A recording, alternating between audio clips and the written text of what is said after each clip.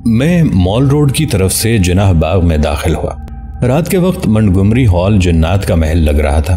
میں نے باغ میں جانے سے بہت پہلے موٹر سائیکل کا انجن بند کر دیا اور کینٹین کے قریب جا کر اسے پارک کرنے کے بعد میں بائیں جانب مڑ گیا۔ کافور کے درخت تلے عجیب قسم کی خوشبو تھی۔ سارے باغ میں جھینگروں کی آواز اور جگنوں کی ٹمٹماہٹ تھی۔ باغ سے ایک خاص قسم کا خوف پھوٹ پھوٹ کر ساری طرف پھیل رہا تھا۔ میں چھتنارے کافور کے درخت تلے لیٹ گیا۔ ہوا میں موت کی خوشبو تھی۔ میرے معدے میں تیزاب پھینٹا جا رہا تھا اور منہ کڑوے کھیرے کی مانند تھا۔ میں کچھ بھی سوچنا نہ چاہتا تھا، پھر بھی یادوں کی چیونٹیاں میرے جسم پر تیر رہی تھیں۔ آہستہ آہستہ میرے تمام رونگٹے کھڑے ہو گئے اور مجھے لگا جیسے میری نکسیر بہہ رہی ہے۔ شادی سے چند دن پہلے مجھ میں 2 خواہشیں آگاہی کے ساتھ ابھری تھیں۔ اب مجھ پر یہ حقیقت بھی کھل رہی تھی کہ انسان جب تک چاہے جانے کی، رب بننے کی آرزو رکھتا ہے وہ کبھی آزاد نہیں ہو سکتا۔ چاہا جانا اور آزاد رہنا صلیب کے بازو ہیں جن پر آدمی مصلوب ہو جاتا ہے۔ پہلی مرتبہ مجھے مہاتما بدھ کی سمجھ آئی کہ وہ کیوں خواہشات کو ختم کر کے اپنی مکتی چاہتا تھا۔ جب تک انسان میں ہلکی سی خواہش بھی ہو وہ تابع رہتا ہے، خواہش کی وجہ سے قیدی ہوتا ہے، کبھی حاکم نہیں ہو سکتا۔ خواہش سے آزادی کیوں کر ممکن ہے؟ کیوں کر؟ کیسے؟ موت سے پہلے موت، زندگی کے ساتھ زندگی کی نفی، آخری نجات سے پہلے کلی فرار، نجات کی آرزو تک سے، ہر مسلک سے، ہر بت سے چھٹکارا حاصل کرنے کا ایک ہی طریقہ ہے کہ انسان ہر قسم کے بت توڑ دے، ہر مسلک سے آزاد ہو جائے، کسی ملت میں شامل نہ ہو، کسی ملک کا باشندہ نہ ہو، کسی معاشرے کا فرد نہ ہو، کسی کلچر سے وابستہ نہ ہو، کسی خاندان کا فرد نہ ہو، نہ کسی کا عاشق ہو نہ محبوب، ہر کیفیت سے آزاد۔ ایسی حالت میں وہ سوائے موت کے اور کسی کا مرہون منت نہیں ہوگا، کسی اور کا عاشق نہیں ہوگا۔ موت جو یقینی ہے، موت سے پہلے موت۔ کیا انسان پیدائش کے لمحے سے لے کر موت کی گھڑی تک صرف اسی کوشش میں رہتا ہے کہ وہ کسی طرح اس محسن کو پہچان سکے جو اسے زندگی کے ہر احسان سے نجات دلا سکتا ہے؟ کبھی کبھی اچانک کسی چہرے پر خاموشی اور غم کی دبیز لہریں چھا جاتی ہیں۔ کیا اس لمحے اسے مراجعت کی فکر ہوتی ہے؟ کیا موت کا مہربان سایہ اس پر پڑتا ہے؟ کیا آبائی وطن کی طرف لوٹ جانے کی آرزو ہر ذی روح کو یہاں کی لذتوں میں بھی ناآسودہ رکھتی ہے؟ کبھی کبھی بھری محفلوں میں شام کے وقت سب خاموش ہو جاتے ہیں کیونکہ موت کا فرشتہ وہاں سے گزرتا ہے اور سب کی سائیکی جانتی ہے کہ انسان موت کی مدد کے بغیر مکمل طور پر کبھی آزاد نہیں ہو سکتا۔ خواہشات کا تمام بوجھ انسان کے کندھوں سے اتارنے والی صرف موت ہے۔ سیمی زندگی میں کتنی کربناک تھی، وہ کیسے تلملاتی رہتی تھی اور موت سے ہمکنار ہوتے ہی اس کا چہرہ کتنا شانت، کیسا آزاد ہو گیا تھا۔ اس دن کے بعد میری زندگی کا ہر لمحہ موت کے متعلق سوچنے میں گزرنے لگا۔ موت کے ساتھ ہم کلامی کے بعد مجھ میں ایسا خوف پیدا ہو جاتا کہ میں سر سے پاؤں تک پسینے میں بھیگ جاتا۔ مجھے گرد و پیش کی سدھ بدھ نہ رہتی اور کئی بار ایک ہی پوزیشن میں کتنی دیر بیٹھا یا کھڑا رہتا۔ مجھے لگتا تھا جیسے میں اسی لیے پیدا ہوا ہوں کہ موت کا منتظر رہوں۔ میں جیتے جی کسی عورت کے عشق کا سہارا لے کر آزاد نہیں ہو سکتا۔ خواہشات کے خوش رنگ اور عطربیز جنگل سے اگر کوئی چیز مجھے نکال سکتی ہے تو وہ صرف موت ہے، اور اگر میں جسمانی طور پر نہ بھی مر سکوں تو بھی اندر مجھے مر ہی جانا چاہیے۔ اس وقت ایک گھنی جھاڑی میں سے ایک 9 گزہ آدمی برآمد ہوا۔ اس کے ساتھ چھوٹے چھوٹے کئی آدمی تھے۔ کسی کے سر پر بال نہ تھے اور 4 ابروؤں کا بھی صفایا تھا۔ ان کے ہاتھوں میں لمبی لمبی روشن مشعلیں تھیں اور وہ دائرے میں ایسے چل رہے تھے کہ 9 گزہ آدمی درمیان میں 8 کا نمبر بناتا آگے بڑھتا اور باقی تمام بالشتیے اس 8 کے گرد واٹر بال کی طرح گول گول چکر لگاتے چلے جاتے۔ اس 9 گزے کو میں نے ان دنوں بھی دیکھا تھا جب سیمی موت سے ہمکنار تھی۔ اس وقت مجھے یقین تھا کہ اب وہ میرے خیر مقدم کے لیے آیا ہے۔ مشعلوں کی روشنیاں کبھی تابناک ہو جاتی، کبھی بھگ سے جل کر واپس مشعلوں میں گھس جاتی، پھر دیکھتے ہی دیکھتے بالشتیے ساری مشعلیں چاٹ جاتے۔ اب وہ تمام کے تمام خود مشعلوں کی طرح بھڑک رہے تھے لیکن ختم نہ ہوتے تھے۔ کبھی کبھی جگنوں سا بجھ جاتے لیکن پھر لہجہ 2 لہجہ بعد ان کا دائرہ بھڑک اٹھتا۔ 9 گزے کو البتہ نہ ان کی فکر تھی نہ آگاہی۔ وہ 8 کا ہندسہ بناتا دائرے میں آگے بڑھتا آ رہا تھا۔ اپنی طرف اسے بڑھتا دیکھ کر میں پسینے میں شرابور ہو گیا۔ میں نے اٹھ کر بھاگنا چاہا لیکن اس کی نظروں میں ایک مقناطیسی کشش تھی۔ اس نے مجھے ایسے باندھ رکھا تھا جیسے سانپ کو بین مسحور کر لیتی ہے۔ اس کا سارا تن سفید چادر میں چھپا ہوا تھا۔ یہ چادر نہ سلی ہوئی تھی نہ کھلی، نہ جبے کی شکل کی تھی نہ تہمت جیسی، بس ایک لبادہ تھا جیسے روئی میں نگندے ڈال کر پہنی ہو۔ وہ مجھ سے کافی فاصلے پر تھا، لیکن ہم دونوں میں عجیب طور پر بغیر بولے گفتگو جاری ہو گئی۔ تم مجھ سے موت کے متعلق پوچھنا چاہتے ہو؟ ہاں، میں جاننا چاہتا ہوں انسان کہاں سے آیا ہے اور کہاں چلا جائے گا۔ وہ جہاں سے آیا ہے کیا وہیں لوٹے گا کہ کہیں اور؟ یہ سارا وقفہ، یہ ساری دیوانگی، اس سے چھٹکارا کیا موت سے پہلے نہیں ہو سکتا؟ کیا آزاد ہونے کے لیے صرف اس سوئی کے ناکے سے گزرنا ہوگا؟ وہ خاموش تھا اور میری طرف سرچ لائٹ جیسی نظریں جمائے ہوئے تھا۔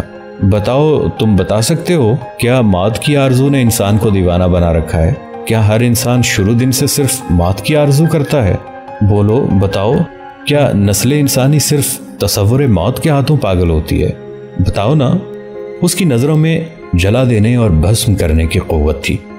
میں دیر تک سوالات کرتا رہا، وہ دیر تک چپ چاپ کھڑا رہا، صرف اس کے ارد گرد بالشتیے روشنی کے گولے بناتے رہے۔ بتاؤ موت کیا ہے؟ یہ اسرار، یہ بھید کیا ہے؟ فنا کا ذائقہ کیا ہے؟ مر کر آدمی پر کیا بیت جاتی ہے؟ اس نے 3 مرتبہ بغیر پلکوں کے پپوٹے جھپکائے اور بغیر آواز کے گویا ہوا۔ سن، جب انسان مرتا ہے تو 2 آدمی مردے کے پاس آتے ہیں، غالباً انہی کو منکر نکیر کہا جاتا ہے۔ ان دونوں کا مقصد تمہیں الجھانا ہوتا ہے۔ ایک آدمی جھوٹا ہوتا ہے اور ایک سچا۔ جھوٹے کا مقصد یہ ہے کہ تمہیں اس فریب میں مبتلا رکھے کہ تم زندہ ہو اور ابھی تمہاری روح واپس جسد خاکی میں چلی جائے گی۔ سچے آدمی کو یہ مشکل درپیش ہوتی ہے کہ کس طرح آپ کو یہ یقین دلائے کہ آپ مر چکے ہیں اور اب آپ کی روح جسد خاکی میں کبھی نہیں جا سکے گی۔ اس مرحلے میں 3 دن لگتے ہیں۔ پھر بڑی رد و قد کے بعد انسان بالآخر سچے آدمی کی بات ماننے پر مجبور ہو جاتا ہے اور سمجھ جاتا ہے کہ وہ مر گیا ہے۔ اب جھوٹا ساتھی رخصت ہو جاتا ہے اور سچا آدمی کئی سائز کے نیم شفاف ڈبے لے کر پہنچتا ہے۔ یہ ڈبے بڑے ریفریجریٹر کے کھوکھے سے لے کر دوائی کے کیپسول جتنے ہوتے ہیں۔ ان سب کا رنگ ہلکا گلابی ہوتا ہے۔ اب سچا آدمی مرے ہوئے آدمی کو مجبور کرتا ہے کہ وہ ان ڈبوں میں سے کسی کو منتخب کرے۔ جس قدر بڑی روح ہوگی اسی جتنا بڑا ڈبہ تلاش کرنا پڑتا ہے۔ کئی بار مرنے والا چھوٹا ہوتا ہے لیکن بڑے کھوکھے میں جا بیٹھتا ہے اور سچے آدمی کو منتوں سے منانا پڑتا ہے کہ وہ یہ کھوکھا چھوڑ دے۔ درست ڈبے کے انتخاب اور اس میں بند ہونے میں قریباً 40 دن لگ جاتے ہیں، لیکن ایک بار جب روح ڈبے میں بند ہو جاتی ہے تو پھر سچا آدمی بڑی جلدی سے ڈبہ لے کر رخصت ہو جاتا ہے۔ کہاں؟ وہ خاموش رہا۔ اس کی ٹکٹکی سے شعائیں نکل رہی تھیں۔ دریائے نیستاں پر۔ اس دریا میں سچا آدمی وہ سارے ڈبے پھینک دیتا ہے جس میں روحیں مقید ہوتی ہیں۔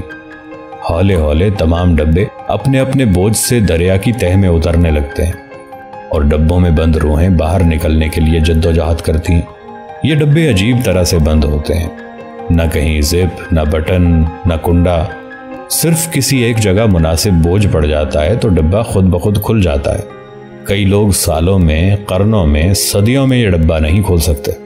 کئی پہلے غوطے میں کچھ ایسے اطمینان سے بوجھ ڈالتے ہیں کہ کھٹاک سے ڈبے کا منہ کھل جاتا ہے اور روح تیر کر باہر نکلتی ہے اور کئی جمی سطح کو کاٹ کر باہر نکل جاتی ہے۔ ان کے لیے نئی زندگی ہوتی ہے۔ کچھ ایسے بد نصیب بھی ہوں گے جو باہر نہیں نکل سکتے۔ وہ روحیں ایسے بد نصیب نیچے سطح پر جا پہنچتے ہیں۔ یہ روحوں کا قبرستان ہے۔ یہ روحیں قیامت تک وہیں رہیں گی۔ روز جزا تک یہ وہیں بند سیپوں کی طرح منتظر رہیں گی، کوشش کرتی رہیں گی لیکن باہر نہ نکل سکیں گی۔ پتہ نہیں کیا بات ہوئی کہ میں کافور کے درخت تلے سے اٹھا اور بھاگنے لگا، گول گول دائروں میں، کبھی گراؤنڈ کے اندر، کبھی سڑکوں پر، کبھی درختوں کے گرد۔ کہتے ہیں کہ جب گدھ کی موت آتی ہے تو وہ مردار سے بھی منہ پھیر لیتا ہے، پھر وہ ایک ٹانگ پر دور نزدیک بنجر علاقوں میں یوں بھاگتا ہے جیسے مدتوں کا پیاسا ہو۔ مردار جانور کا تعفن اس کے نتنوں میں ہوا کے ہر جھونکے کے ساتھ آتا رہتا ہے، لیکن اس تعفن سے اشتہا بڑھنے کی بجائے اسے متلی ہونے لگتی ہے۔ اس کے جسم میں مردار کھانے کے خلاف احتجاج ہونے لگتا ہے۔ ایسے میں وہ گم ہیضے کا شکار ہو جاتا ہے۔ اشتہا عروج کو پہنچ جاتی ہے لیکن جبڑے نہیں کھلتے۔ معدہ کچھ قبول کرنے سے انکار کر دیتا ہے۔ وہ بنجر زمین پر پڑے ہوئے مردار لاشوں کو دیکھ کر بھاگتا ہے اور آخر کو خاردار جھاڑیوں میں الجھ کر دم توڑ دیتا ہے۔ مرے ہوئے گدھ کے لاشے کو ٹھکانے لگانے فطرت کے خاکروب نہیں آتے۔ اس لاشے کو سورج کی کرنیں، ریت کے سوکھے انبار، خشک پتے، بارش اور ہوا کے تھپیڑے توڑ موڑ کر پھر مٹی کا حصہ بنا دیتے ہیں۔ کہتے ہیں ایسی مٹی میں جو بھی بیج ڈالو کبھی بارآور نہیں ہوتا، کبھی زمین سے سر نکال ہی نہیں سکتا۔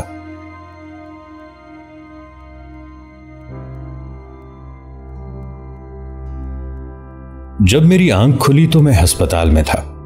کچھ دیر تک میں اپنے ارد گرد کا صحیح جائزہ نہ لے سکا۔ دھوپ بہت تھی، ماحول نیا تھا۔ میرے بازو میں گلوکوز کی ڈرپ لگی تھی اور سامنے کرسی پر روشن بیٹھی تھی۔ روشن سے کوئی یقینی تعارف نہ تھا، شاید میں اسے پہچان ہی نہ سکتا اگر اس کے ساتھ دائیں بائیں بھائی مختار کے دونوں بچے کھڑے نہ ہوتے۔ بھابھی سولت میری پائنتی بیٹھی تھیں اور منہ میں کچھ پڑھ رہی تھیں۔